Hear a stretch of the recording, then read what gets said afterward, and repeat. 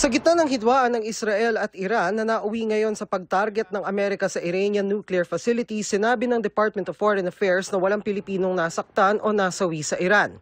1,200, almost all are members of Iranian families, meaning nag-asawa na...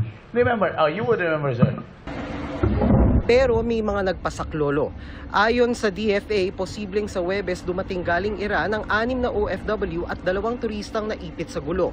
Halos 20 naman ang nagpahayag ng intensyong umalis ng Iran. Tinatrabaho na raw ng DFA kung paano sila maililikas. Sarado kasi ang airspace ng Iran at Israel at tanging komunikasyon lang palabas ng Iran ang nakalulusot. Na-announce namin na first batch na ng few OFWs should be leaving for Iran through Turkmenistan. Kasama sa mga